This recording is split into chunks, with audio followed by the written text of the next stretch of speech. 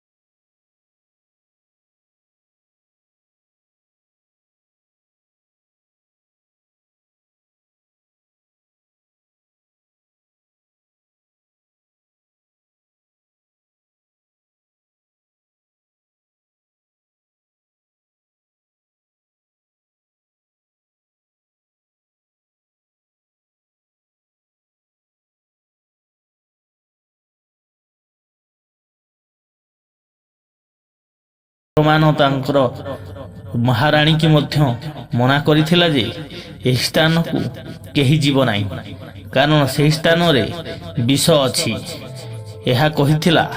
କିନ୍ତୁ ଏକ ଦିନେ ମହାବୀର ରାବଣ ସ୍ୱର୍ଗକୁ ଯୁଦ୍ଧ ନିମନ୍ତେ ଯାଇଥିଲା। ସେହି ସମୟରେ ବହୁ ଦିନ ଧରି ନ ଫେରିବାରୁ ମହାରାଣୀ ମୁଣ୍ଡ ଧରି କହିଲେ ଯେ ମୋ ସ୍ୱାମୀ ବୋଧେ ଆଉ କାହାକୁ ସହିତ ବିବାହ କରି ରହିଲେ ସ୍ୱର୍ଗରେ, କୌଣସି ଅପ୍ସରାର ପ୍ରେମଜାଲରେ ପଡ଼ିଗଲେ। ଏହା ଭାବି ସେ ରାଗରେ କ୍ରୋଧବଶତଃ ଯାଇ ସେ ଯେଉଁ ଘରେ ବିଷ ରଖିଥିଲେ ବୋଲି କହିଥିଲେ ସେ କଳସରେ ଥିବା ଅସ୍ଥିକୁ ସେ ପାଣିରେ ଗୋଳେଇ ପିଇଦେଲେ।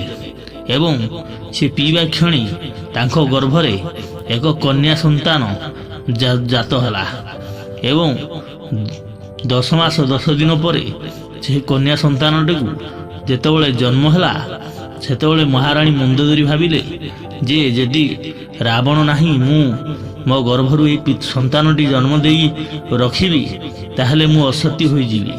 ତେଣୁ ତାକୁ ଏକ କାଠ ବାକ୍ସ ଭିତରେ ପୂରେଇ ଦେଇ ବହି ଯାଉଥିବା ଏକ ସମୁଦ୍ରରେ ଭସେଇ ଦେଲା। ସେ ଯାଇ ଜନକ ରାଜାଙ୍କର